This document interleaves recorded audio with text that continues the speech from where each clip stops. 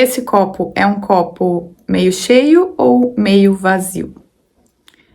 Essa interpretação, ela vem, né, de algo que tá antes, né? Antes de eu dizer esse copo tá meio cheio ou tá meio vazio, tem algo que eu penso antes, porque o copo, ele é só um copo, né? Você já deve ter visto essa imagem em algum lugar, né? Já ouviu isso, um copo meio cheio, meio vazio. E isso representa a mentalidade que tá olhando para esse copo, porque aqui simplesmente tem um copo que ele tá com a água pela metade. Mas eu dizer que ele é um copo meio cheio ou meio vazio é um ponto de vista, né? É uma opinião que eu tenho aqui, que eu coloco e eu digo, isso é assim ou isso é assado. E isso, nesse exemplo, né, ele vem de uma representação de opostos positivo, um oposto positivo e um oposto negativo. E aí isso é trazido assim, né, como se uma pessoa estivesse sendo positiva, né, e uma pessoa estivesse olhando a partir de um aspecto negativo, né, vendo de dentro de um lugar negativo. Isso simboliza isso que é representado em Um Curso em Milagres como o meu estado mental, ele reflete aquilo que eu vejo, né? Aliás, aquilo que eu vejo reflete o meu estado interno, o meu estado mental.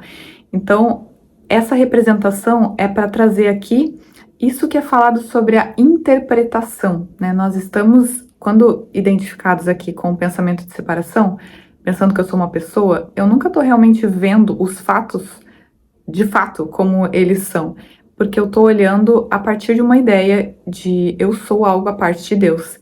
E sendo algo à parte de Deus, aqui a mente ela atribui diversas crenças e agora diversos pontos de vistas diferentes de acordo com essas crenças. Então, o que é a verdade? A gente chama aqui, né? Cada um tem uma verdade absoluta. Então, nossa, isso é verdade pra mim. Não. Eu passei por essa experiência, e aí vem as experiências, né? Eu passei por essa experiência e aí eu concluí. Isso foi assim, isso é assim. E uma outra pessoa passou por uma experiência que pode ser até semelhante a essa experiência, mas ela tem uma outra interpretação dos fatos, né? Uma pessoa que, sei lá, tem aqui esses opostos, né? Uma pessoa que ela passou por muita dificuldade na vida, sei lá, a pessoa, né, foi ali. Ela pode ser aquela pessoa que se vitimiza de tudo e ela diz, nossa, minha vida foi, né, uma desgraça, meu pai e minha mãe não me ajudaram, não sei o que, não sei o que. E ela ser aquela pessoa que fica lá largada e reclamando daquilo e dizendo que aquilo foi a causa e que ela não consegue sair dali. E tem aquela pessoa que coloca ali como se, nossa, eu batalhei, eu passei por isso, e isso foi importante para o meu desenvolvimento porque eu fui além das minhas limitações, então eu fui além daquilo que eu aprendi. Então, aqui no mundo a gente tem esses aspectos positivos e negativos, mas isso ainda assim, né? Isso ainda assim é ilusão, né? Aqui trazendo um copo meio cheio, um copo meio vazio, ainda é ilusão. Não importa qual for a perspectiva dentro do mundo. Aqui a gente vai o tempo todo ter esses estados duais, né? Esses estados opostos entre bom e mal, certo e errado, gosto e não gosto. Isso é assim aqui. O que é a questão aqui é aonde realmente eu tô colocando a minha existência, né? A gente não vai negar essas questões, eu não vou negar o eu gosto, eu não gosto, mas é aonde eu tô localizando a minha existência. E aí a gente consegue observar isso através dessas reações, das nossas... A nossa reação, ela vem de uma interpretação, né? Se não houvesse uma reação, não teria ali uma interpretação a partir de uma crença que eu já penso algo sobre mim. Então, tem algo que eu penso sobre mim que reflete aqui com o que eu vejo dessa forma. Então, quando a gente experimenta, né, essa ideia de ataque mesmo, assim, né, de, sei lá, alguém te falou alguma coisa, né, alguém te fez sei lá, te fez uma pergunta e aquela pergunta, ela tá, sei lá, aparentemente te cobrando uma coisa. Então, ela tem que entregar lá. Vamos trazer esse exemplo aqui num trabalho, no emprego, né? Tem lá todas as pessoas, elas, né, tem ali, cada um tem a sua função, e dentro dessa função tem a equipe ali, né? As pessoas se relacionam e aí cada uma tem ali uma função a cumprir, e às vezes não, né? Todas as vezes elas dependem umas das outras. A gente está o tempo todo aqui dependendo dentro dessa ideia do mundo aqui de uma outra parte, de uma outra pessoa. Então, nós esperamos coisas dos outros, na maioria das vezes, né? Eu espero que aquela pessoa cumpra aquilo que a gente combinou aqui. E aí, dentro dessa ideia, né, o que surge ali? Vamos supor que um chefe, né, tem ali um trabalho, né, e combine ali com as pessoas do trabalho que cada um tem que exercer tal função. Dentro dessa função, a pessoa ela pode simplesmente não concluir, não fazer aquilo que o chefe ali esperava, aquilo que foi esperado como combinado. E aí essa pessoa vai lá e cobra a outra, né? Vai lá, ó, fulano, tu não cumpriu com o combinado, a gente tem que fazer. E ela pode falar isso de N formas. Ela pode falar isso de dentro de um lugar de irritação, e aí esse lugar de irritação não tem nada a ver com o outro. Por quê? Porque simplesmente a expectativa dele, a meta que ele queria alcançar, as coisas que ele pensava que seriam ali benéficas, o que ele estava querendo, é diferente daquela outra parte que estava querendo uma outra coisa. Sei lá, a pessoa não cumpriu ali com o combinado porque ela colocou uma outra prioridade no lugar daquilo, naquele momento, e deixou de cumprir aquela outra coisa. Então, o que vai dar ali? Não vai dar match nas crenças, né? Um não ajudou o outro ali, aparentemente tá tudo bem. Então, quando essa parte não cumpre, ela pode interpretar aquilo, a forma como ele veio trazer, tipo, veio desse lugar de irritação, né?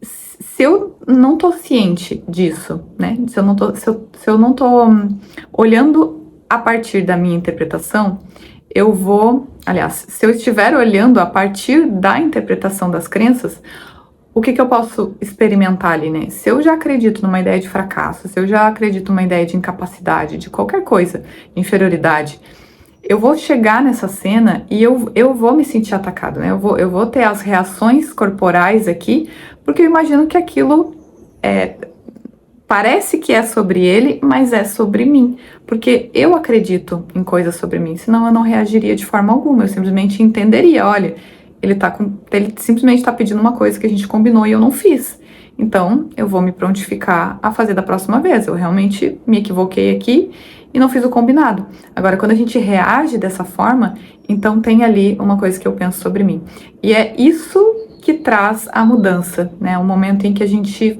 flagra essa interpretação. Ali tá isso que Jesus convida a gente a observar, assim, ó, o que eu penso nessa situação. E essa não é a causa do transtorno, né? Porque ali, aparentemente, é a crença que é a causa, mas a causa não é essa. A causa é a interpretação de separação, né? Eu só tô me vendo aqui algo inadequado, alguém que fracassou, porque eu tô vendo duas partes separadas, eu tô vendo a existência aqui, ó, eu existo nessa parte, aquela outra parte existe naquela parte.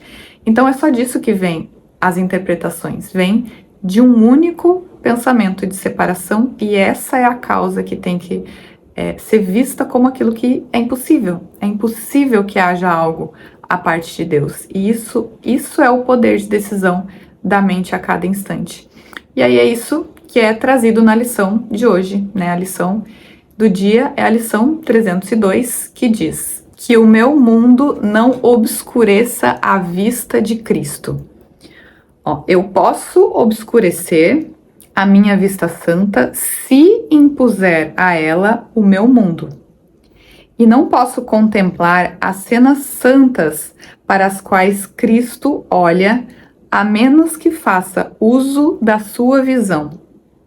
A percepção é um espelho, não um fato.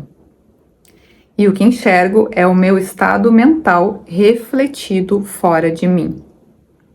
Quero abençoar o mundo olhando para ele através dos olhos de Cristo. E olharei para os sinais que me garantem que todos os meus pecados foram perdoados. Tu me conduzes da escuridão à luz, do pecado à santidade. Que eu perdoe e assim receba a salvação para o mundo. É a tua dádiva, meu Pai, dada a mim para oferecê-la ao teu Filho Santo, para que ele possa achar a tua memória outra vez e a de teu filho, tal como o criaste. Então, ó, a percepção é um espelho e não um fato. Então, a percepção só vai mostrar aquilo que é a minha identificação de existência. Se eu penso existir num corpo, eu vou olhar para tudo lá fora a partir dessas crenças que eu atribuí aqui, tanto, né, essas crenças que a gente chama aqui de as crenças intermediárias aqui, ó, eu gosto disso, eu aprendi a gostar disso ou não gostar daquilo, e aí muitas vezes a gente já, sei lá, olha para uma cena com aversão porque quando eu era pequena eu aprendi dessa forma, então aquilo já vem assim, ó. Só que tudo isso é aprendido, né, e a gente não tem que negar nem nada disso, nem ficar tentando mudar essas coisas assim no comportamento porque eu quero mudar alguma coisa aqui, né? Eu posso mudar no comportamento porque a mente decidiu mudar algo anterior a isso. Então, eu me posiciono na verdade da existência do eu sou a criação de Deus, eu sou Cristo, então Cristo olha, né, para si e reconhece que isso aqui que eu estou interpretando a partir das minhas crenças é só uma vontade de crença. É só eu queria que fosse desse jeito, né? Não negar que eu queria que fosse do meu jeito. E tá tudo bem querer do meu jeito, só que é a desistência. Eu desisto de que isso seja assim para que eu fique em paz. Então, desistindo disso, eu desisto da percepção. Eu desisto de perceber uma existência aqui e uma outra ali. Então, a gente vai para essa experiência de unicidade, né? Só isso que a gente tem que colocar nesse dia de hoje, né? Que eu decida não obscurecer, que eu decida não colocar as minhas interpretações na frente, e sim a visão de Cristo, né? A visão de Cristo vai na frente. Então, bora praticar no dia de hoje. Nos vemos logo mais no próximo vídeo. Tchau, tchau!